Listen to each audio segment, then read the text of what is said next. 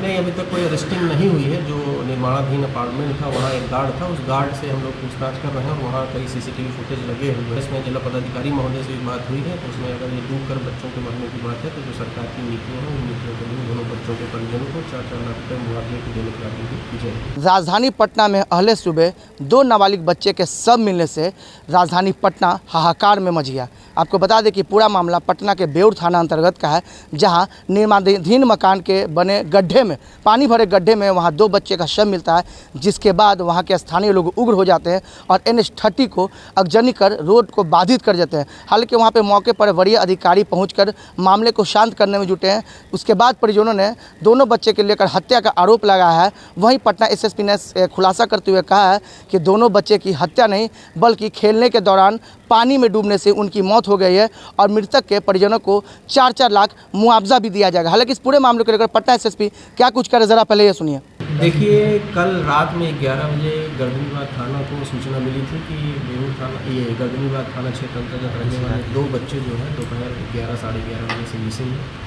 इस संबंध में SHO गर्दनीबाग द्वारा तुरंत ही प्राथमिकी अंकित की गई और अपनी पूरी टीम के साथ और बच्चों के जो परिजन थे उनके साथ मिलकर जितना भी आसपास का क्षेत्र था वहाँ खोजबीन शुरू की गई और जो CCTV फुटेज उपलब्ध हो पाए रात में उनका अवलोकन किया गया। उन्हीं CCTV फुटेज के अवलोकन के क्रम में 1 बजे के आसपास, दिन में 1 बजे के आसपास ये बच्चे एक तीसरे बच्चे के साथ जाते हुए दिखे।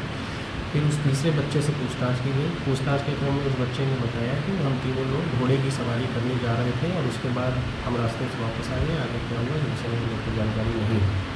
उसके बाद बच्चों के परिजन के साथ 3:30 बजे सुबह तक थाना के जो पुलिसकर्मी थे वो लगातार बच्चों की खोजबीन करते रहे। उसके बाद परिजन 3:30 बजे के आसपास ये कहकर वापस चले गए कि जब हम लोग फिर से खोजबीन करेंगे। और पुलिस की जो हमारी टीम थी उसके बाद भी जो गर्दनीबाग थाना क्षेत्र, बेउर थाना क्षेत्र और फुलवारी शरीफ का, क्योंकि तीनों का बॉर्डर लगता है, वहाँ आसपास जो भी इस तरह के पार्क या तालाब वगैरह थे जहाँ बच्चे जा सकते हैं या उनके गुम होने की संभावना हो सकती है, वहाँ आसपास जाकर ये लोग सुबह 6 साढ़े 6 तक पहुँचते रहे। इसी तरह 6 साढ़े 6 के आसपास जो है सूचना मिली कि बेउर थाना क्षेत्र का एक जो कंस्ट्रक्शन किया जा रहा है अपार्टमेंट्स का, उसमें अभी कंस्ट्रक्शन का कार्य पूरा शुरू नहीं हुआ है, लेकिन कई गड्ढे खोदे गए। उन्हीं एक गड्ढे में जिसमें काफ़ी पानी भरा हुआ और तालाब जैसी स्थिति बनी है, उसमें 2 बच्चों के शव मिले हैं। उन बच्चों का फिर जो है पुलिस के लोग पहुँचे, सीनियर ऑफिसर्स भी वहाँ पहुँचे और बच्चों के शव को जो है लाया गया। उसके बाद जो परिवार के लोग थे और जो आसपास के लोग थे उनके द्वारा सड़क जाम कर दी गई थी।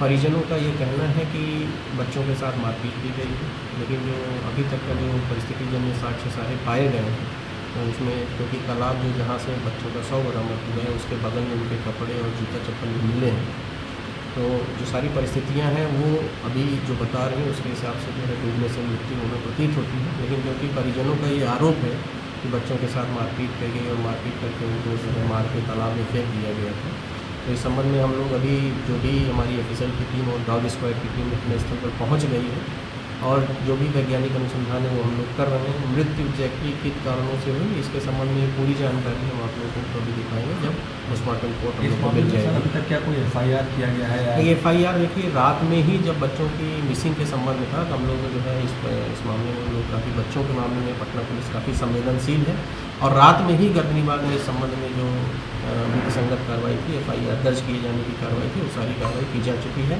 अब बच्चों के परिजन जो इस संबंध में कोई नया वो देंगे तो जो FIR रजिस्टर है उसी FIR के साथ हम लोग सम्मिलित करके उस संबंध में अनुसंधान करेंगे। कुछ लोगों का सर नहीं, अभी तक कोई अरेस्टिंग नहीं हुई है। जो निर्माणाधीन अपार्टमेंट था वहाँ एक गार्ड था, उस गार्ड से हम लोग पूछताछ कर रहे हैं और वहाँ कई CCTV फुटेज लगे हुए हैं, तो वो जो उसके टेक्निकल कर्मचारी हैं उनको भी बुलाया गया है और उनके मदद से हम लोग वो CCTV फुटेज भी देखेंगे। सर बच्चे, कुछ लोगों का कहना है बच्चे का पैर हाथ बंधा हुआ था। नहीं, ऐसा कोई पाया नहीं गया है वहाँ, क्योंकि काफ़ी भीड़ है तो भीड़ में बहुत लोग अलग अलग तरह की बातें कर रहे हैं। उसमें से कुछ लोगों का कहना है कि कुछ लाल निशान है, नीला निशान है, इस तरह की बहुत बातें हो रही हैं, लेकिन जो फैक्ट है वो ऐसा कुछ नहीं है। जब बच्चे पाए गए तो किसी तरह से उनका हाथ रोड पर भी बात किया गया था सर? हाँ, रोड जाम है। रोड उसमें संबंध में जो SP वेस्ट हैं और SP सेंट्रल हैं वो वहाँ उपस्थित हैं और बच्चों के परिजनों से बात कर रहे हैं। परिजन संतुष्ट हैं, लेकिन आसपास के जो लोग हैं वो ज़्यादा जो है विधि व्यवस्था की समस्या कर रहे हैं, तो इस संबंध में हम लोग कार्रवाई कर रहे हैं। और इसमें जिला पदाधिकारी महोदय से एक बात हुई है, तो उसमें अगर ये डूब कर बच्चों के मरने की बात है तो जो सरकार की नीतियाँ हैं उन नीतियों के लिए दोनों बच्चों के परिजनों को 4-4 लाख रुपये मुआवजे की देने की कार्रवाई की जाएगी। तो आपने साफ तौर पे सुना, पटना एसएसपी राजीव मिश्रा ने साफ तौर पे कहा है कि हत्या नहीं है, खेलने के दौरान गड्ढे भरे पानी में दोनों बच्चे डूब गए और उसी में उनकी मौत हो गई है। वहीं मौके पर डॉग स्क्वाड के साथ साथ एफएसएल की टीम भी पहुंचकर मामले की जांच कर रही है। Vikrant Kumar, news PR Patna.